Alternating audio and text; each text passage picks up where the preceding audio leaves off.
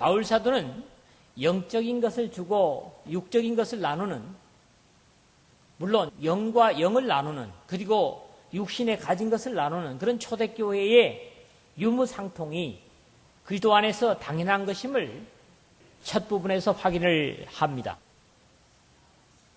앞에서 말한 대로 다른 사도들이 이런 권리로 복음 사역을 하고 있지만 자신이 이런 당연한 권리조차도 쓰지 않는 것은 그리스도의 복음을 전하는 데 장애가 없게 하기 위해서라고 하는 분명한 이유를 우리에게 제시하고 있습니다. 그런 다음에 구약의 레위 지파가 다른 기업을 받지 않고 성전에서 제사 드리는 일과 함께 제물을 나눈 사실을 성경을 읽는 사람이면 누구나 알고 있는 과거의 이스라엘의 상황을 설명을 하면서, 그렇기 때문에 완성된 복음의 시대에 더욱 그러한 원리는 당연하지만 이러한 권리조차도 쓰지 않는 것은 자신의 수고의 대가를 이 세상에서 받지 않으므로 영원한 영광을 기대하기 때문이라고 그렇게 고백을 합니다. 무엇보다도 자신은 복음을 전하기 위해 선택된 사람으로 그리스도의 복음을 전하지만 자신의 사명이고 이런 육신적인 모든 대가나 당연한 권리도 사용하지 않음으로써 그것이 미래의 영원한 세계에서 상이 될 것임을 고백하면서 우리에게 부탁하고 있습니다. 오늘도 이 말씀을 세 부분으로 나눠서 여러분들과 함께 일반적인 그런 교훈보다는 좀 새로운 각도에서 한번 생각을 했으면 합니다. 첫 번째로는 11절에서 12절인데요. 우리가 너희에게 신령한 것을 뿌렸은즉 너희의 육신의 것으로 거두기로 과하다 하겠느냐. 다른 이들도 너희에게 이런 권리를 가졌거든 하물며 우리일까 보냐. 그러나 우리가 이 권리를 쓰지 아니하고 범사에 참는 것은 그리스도의 복음에 아무 장애가 없게 하려 함이로다. 아주 신앙적인 그런 고백을 합니다. 복음을 위해서 당당한 권리를 절제하는 아름다움을 보이고 있습니다. 그리고 여기 권리라고 하는 것들이 영어 성경에서는 어떻게 쓰고 있느냐 하니까 right, 옳은 것이다, 당연한 것이다, 바른 것이다, 이런 표현으로 쓰여지고 있는 것들을 여러분들이 아마 확인할 수 있을 것입니다. 언제나 바울의 최종적인 목표는 이 세상이 아니었습니다. 여러분들의 최종적인 목표가 어디입니까? 이 세상입니까? 우리도 같은 고백과 신앙을 가지고 하나님을 섬겨야 된다고 생각을 합니다. 우리가 주목하는 것은 보이는 것이 아니요 보이지 않는 것이니 보이는 것은 잠깐이요 보이지 않는 것은 영원함이라. 고린도후서 4장 18절 이렇게 말씀합니다. 보이지 않는 것, 보이는 것. 여기에 여러분들은 어디에다가 더 치중을 하십니까? 안타깝게도 우리 현실 속에 사는 사람들은 보이는 것에 더 치중을 합니다. 내면을 하나님 앞에 보이기 위해서 치장하기보다는 겉모양을 치장하고 또 영원한 영광에 사라지지 않을 것보다는 이 세상에 썩어질 것들에 더 치중하는 오늘 우리 자신들이 아닙니까? 저만 그런 겁니까? 이러한 바울의 신앙은 자신의 삶이나 사역의 중심이 되고 있는 것은 당연한 것이고 그런 고백들을 성경의 많은 부분에서 우리가 보게 됩니다. 바울이 고린도에 영원한 가치를 가진 복음을 나눠주고 자신의 육신의 양식을 받아 먹었다고 해도 절대로 지나친 것이 아닐 것입니다. 왜요? 그들을 영원히 살게 해 주었기 때문에 그들이 이 땅에서 쓰다가 가지고 가는 것이 아니고 두고 가야 되는 것들을 나눠 먹는 것이 당연하지 않습니까? 그러나 이 당연한 권리를 쓰지 않고 바울은 범사에 참았다. 그렇게 고백을 합니다.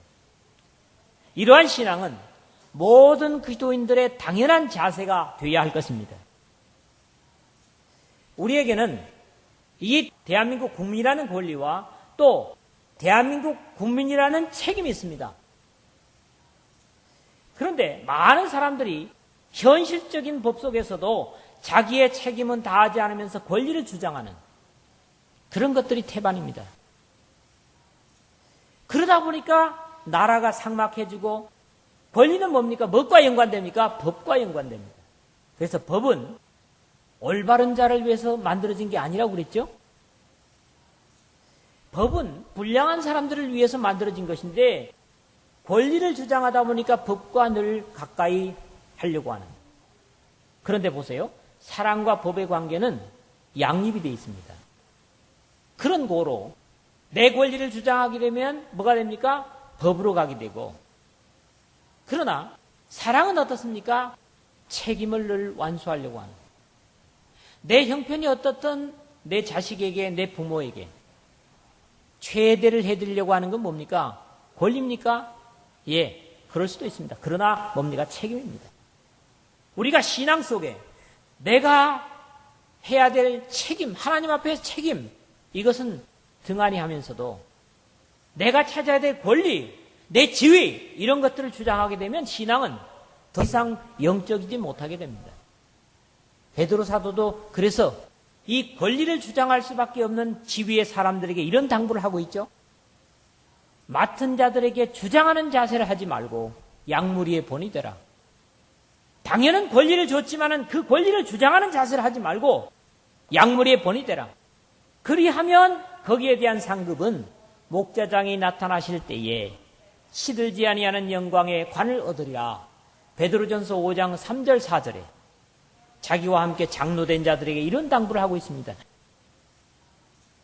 권리를 쓰는 것보다는 모범을 보여라. 이게 교회 지도자들의 모습이라고 하는 것을 말씀하고 있죠.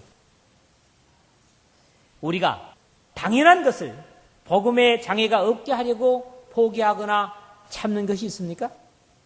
당연히 행사해야 될, 당연히 말할 수 있음에도 불구하고 저 사람이 복음으로 인해서 멀어질까? 아니면 저 사람이 그리스도와 관계를 소홀하게 될까? 그런 것 때문에 참아주는 것이 있느냐는 거지요. 그런데 우리는 안타깝게도 그런 데서는 참지 못합니다. 바울은 결국 이런 당연한 권리를 쓰지 않고 주장하지 않고 하는 이유를 그리스도의 복음에 아무 장애가 없게 하려고 한다. 그렇게 고백을 합니다. 모두가 이런 자세를 견지한다면 교회는 놀랍도록 성장할 것입니다. 어떤 세상 사람들이 복음을 만나는데 장애가 되지 않기 위해서 우리가 애써야 됩니다. 우리 주변의 사람들에게도 그래야 됩니다.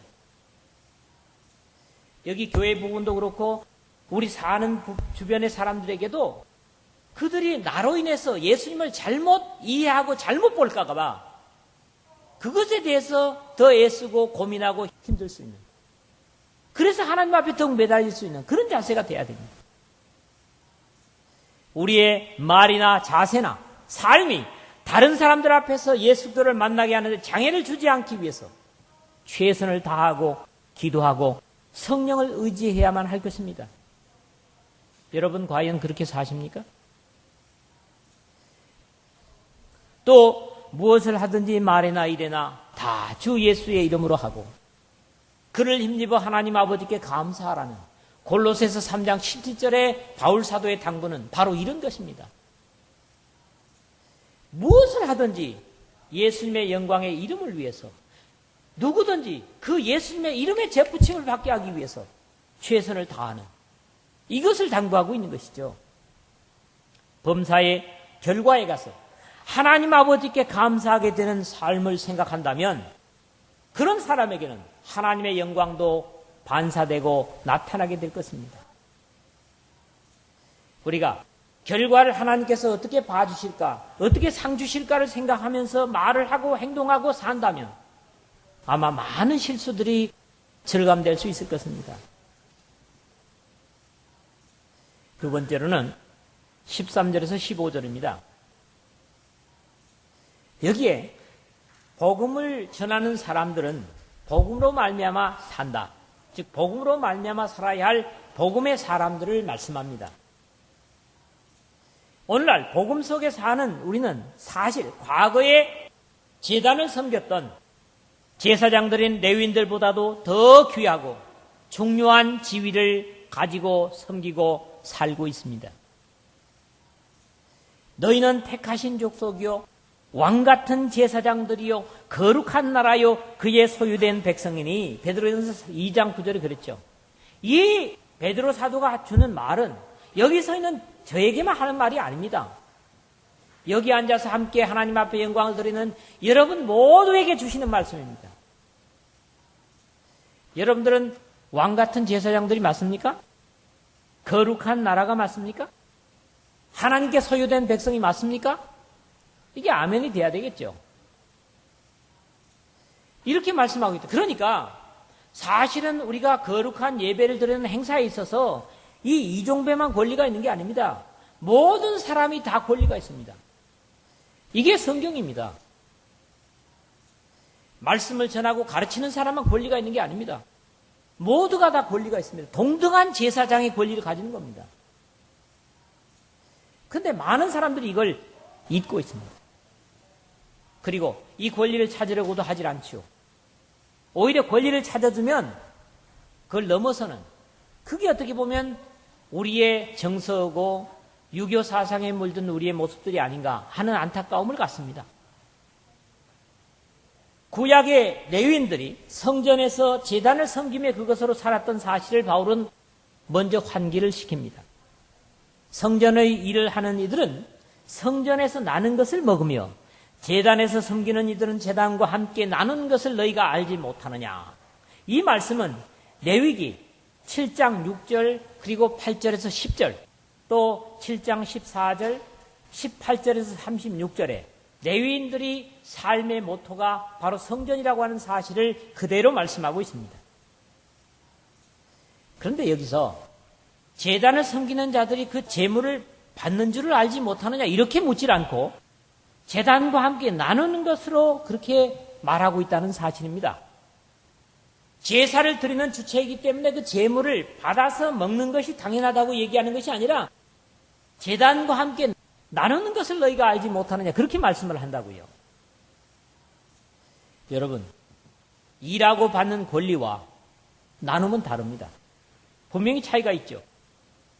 사실 나눔은 참여라는 의미로 대가를 받는 것보다도 더 가깝고 자연스러운 모습입니다. 나눔은 모르는 사람들과는 불가능하죠.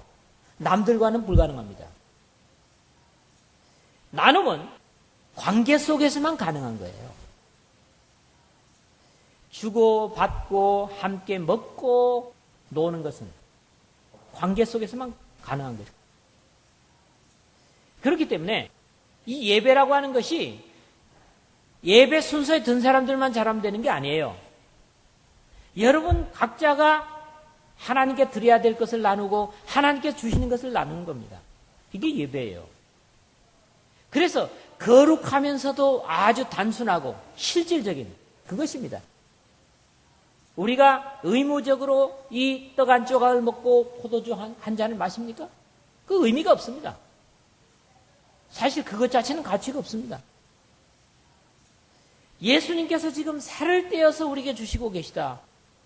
피를 받아서 우리에게 주고 있다. 이걸 함께 나눈다고 하는 그런 의식으로 주님의 만찬을 받아야죠. 그게 생명이 있는 거지. 아, 오늘도 시간이구나. 성경 한 절 읽고 그리고 말씀 나누고? 아닙니다. 나눔은 그보다 더 큰 의미를 가집니다. 처음 예루살렘의 교회가 탄생하고 가장 자연스러운 나눔이 이루어졌는데 이것은 예배와 관련되어 있음을 봅니다. 사도행전 2장 42절에부터 47절을 여러분들이 보십시오. 그래서 우리가 낮에 점심을 먹는 것도 뭐 점심 어디서나 먹을 수 있죠. 집에서도 먹을 수 있고 이 날씨가 더우니까 식당에 가서 무슨 사철탕을 한 그릇 할 수도 있습니다. 그러나 그런 음식들과 우리가 여기서 먹는 음식은 다른 겁니다. 이것은 적어도 영적인 나눔이라고 하는 사실을 생각하고 음식을 먹어야 돼요. 그렇기 때문에 그 나눔 속에서 뭐가 이루어져야 되겠어요? 영적인 교제가 이루어져야 되겠죠. 그 영적인 식물을 나누면서도 육신적인 교제가 이루어진다면 그것은 하나님께서 기뻐하시는 것이 못 됩니다. 그래서 저는 이 애찬의 순전한 마음으로 음식을 먹는 교제, 이것도 대단히 중요하다고 봅니다. 이게 예배에 어떻게 보면 뭐예요? 포함된 거예요. 예루살렘 교회 속에서 보면. 그런데 우리가 그런 의식 가지는 못해요. 영적인 식물을 나누면서도 육적인 얘기를 하고. 그래서 그 음식을 나누고 감사와 만족과 하나님께 영광을 드림보다는 뭔가 어떤 이야기는 안 했어야 되는데 하는 찜찜한 그런 기분을 갖는 경우도 있지 않습니까? 그 다음에 무엇보다도 이 말씀 속에서 뭡니까? 복음으로 말미암아 살아야 된다는 겁니다. 복음으로 말미암아 살리라. 이와 같이 주께서도 복음 전하는 자들이 복음으로 말미암아 살리라 명하셨느니라. 근데 여기 보니까 복음으로 말미암아 살리라가 아니라 뭐래요? 복음으로 말미암아 살리라 명하셨느니라. 명하셨다. 이게 뭡니까 적어도? 절대적인 겁니다. 이 말씀은 마태복음 10장 10절 있잖아요. 일꾼이 자기 먹을 것 받는 것이 마땅함이라.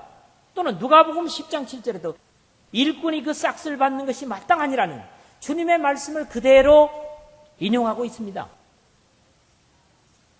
물론 1차적인 의미는 하나님의 복음을 전하는 사람이 그 복음 때문에 살게 되고 복음으로 말미암아 살아야 된다고 하는 그런 의미를 가집니다. 또 이 말씀 우리가 그렇게 생각을 합니다. 그러나 더욱 중요한 것은 복음으로 말미암아 살리라 하는 그리스도인의 삶의 원리입니다. 여러분 무엇으로 사십니까?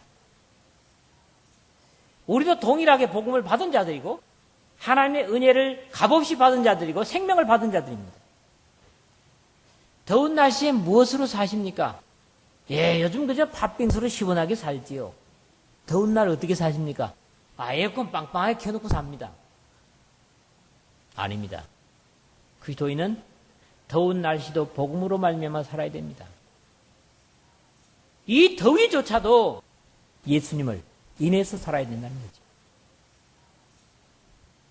우리가 평상시에 이런 어떤 삶의 자세가 돼 있을 때 우리의 삶이 어떤 고달픔에 가서도 복음으로 말미암아 살게 되는 겁니다.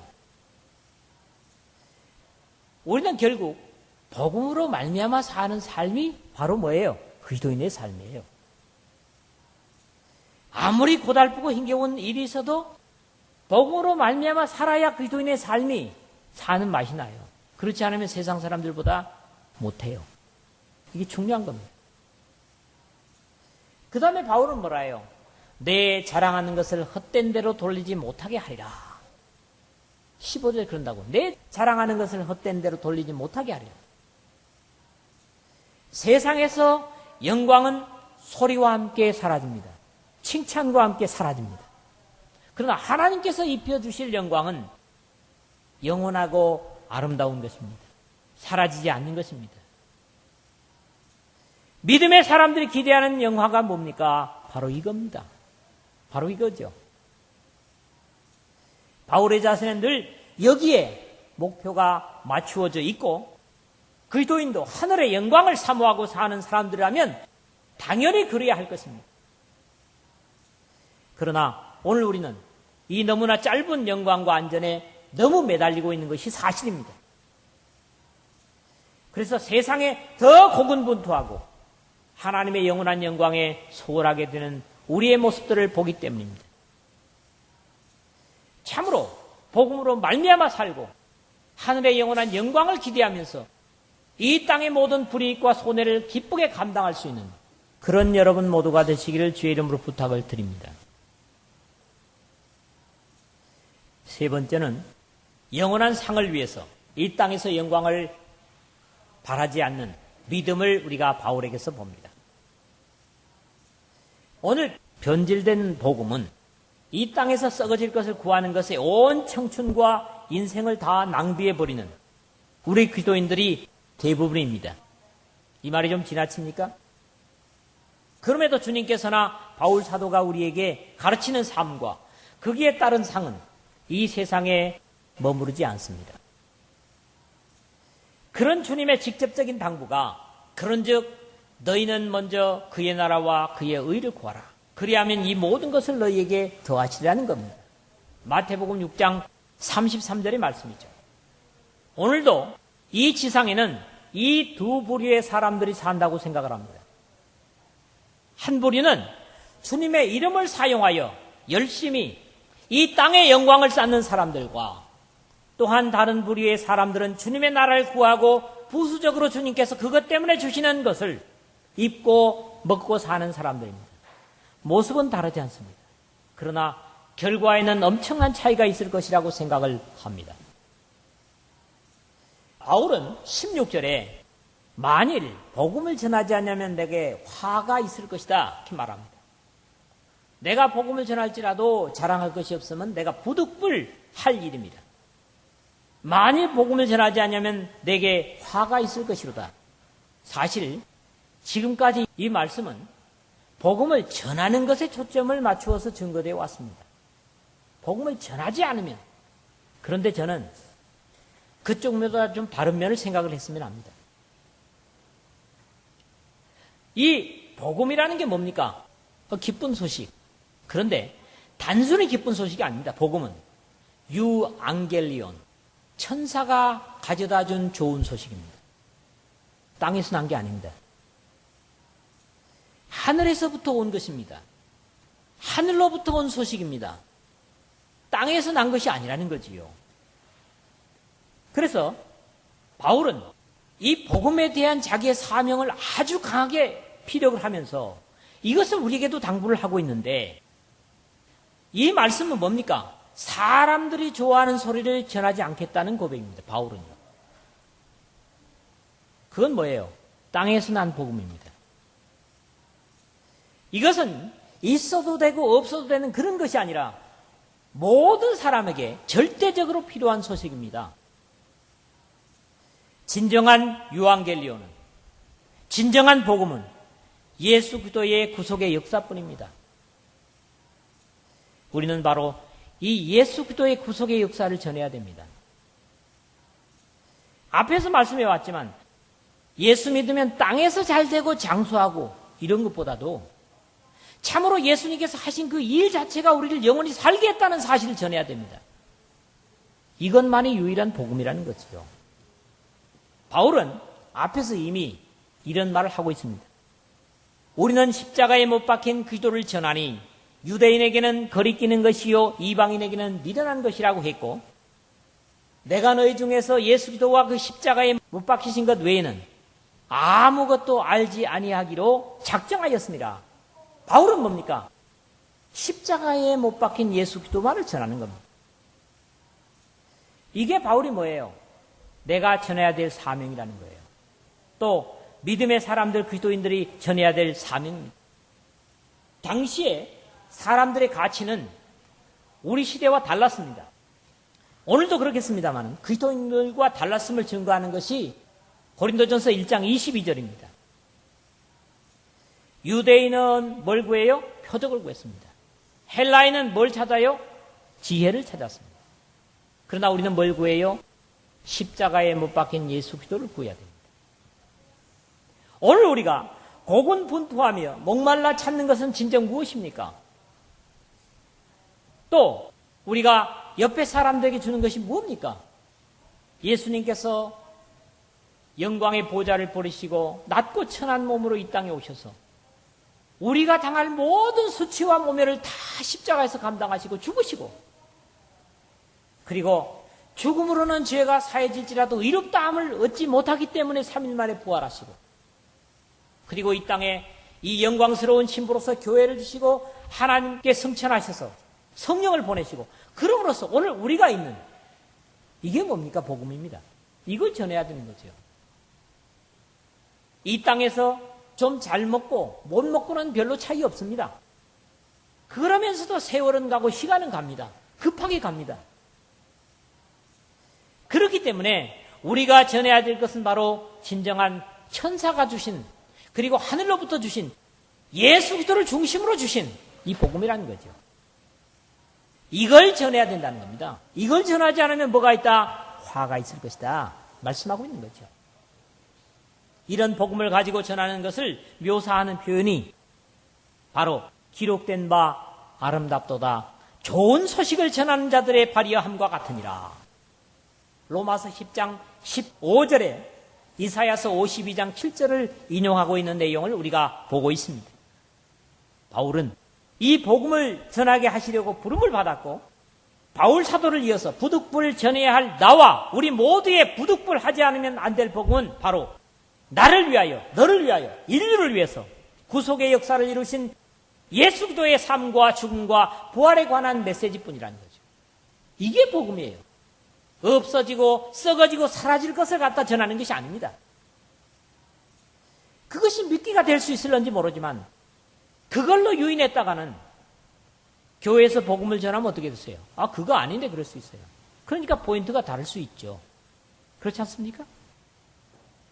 바울은 무엇보다도 17절에 내가 내 자유로 이것을 행하면 상을 얻으려니와 내가 자유로 아니한다 할지라도 나는 사명을 받았노라 말씀합니다. 사명을 받았다 얘기는 합니다. 오늘 증거하고 가르치는 자리에 있는 저는 당연히 복음을 전할 사명을 받았지만 모든 그리스도인은 값없이 복음을 받아 구원을 받았기 때문에 거기에 당연한 사명이 있습니다. 오늘 내가 이 세상에서 하나님의 백성으로서 가진 가장 큰 사명은 무엇입니까? 우리의 삶을 통해서 입술로만 증거되는 게 아닙니다. 우리의 삶을 통해서 예수 그리스도의 십자가를 증거하는 겁니다.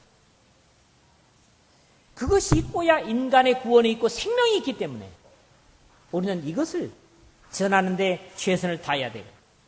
그러면서 바울은 마지막으로 뭐라 합니까? 그런즉 내 상이 무엇이냐? 내가 복음을 전할 때 값없이 전하고 복음으로 말미암아 내게 있는 권리를 다 쓰지 아니한 이것이로다. 이걸 뭐라고 했어요? 내 상이라고 했어요. 여러분, 여러분의 상이 뭐라고 생각하십니까? 여러분의 상이 1년의 신앙생활 잘했다고 교회에서 주는 그런 상입니까? 그런 상에 비길 수가 없는 거지요. 오늘 과연 나의 상이 무엇인가 궁금하고 기대할 수 있습니까? 하나님 앞에서. 하나님께서 나를 위해서 준비하신 상이 과연 무엇일까? 기대가 됩니까?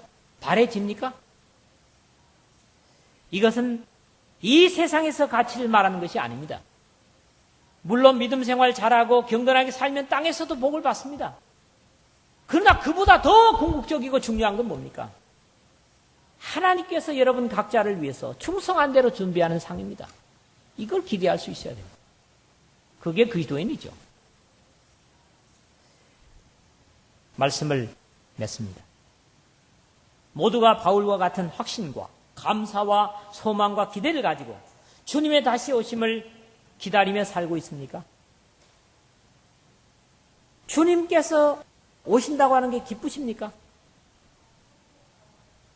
사람들이 복음을 받아들이는 장애가 없게 하려고 당연한 권리도 참고 양보하십니까? 오늘 우리는 과연 무엇으로 삽니까? 아들 보는 재미로? 텔레비전 보는 재미로? 컴퓨터 게임하는 재미로 삽니까? 믿음의 사람들이라면 그런 재미로 살아서는 안 됩니다. 복음으로 말미암아 사는 자들이 되십시다. 오늘 우리도 하늘의 영원한 영광을 위하여 그리스도를 전하는 삶을 살고 있습니까? 여기에 당당한 답변을 주님과 사람 앞에 바울처럼 증거할 수 있는 저와 여러분 되시기를 주의 이름으로 부탁을 드립니다.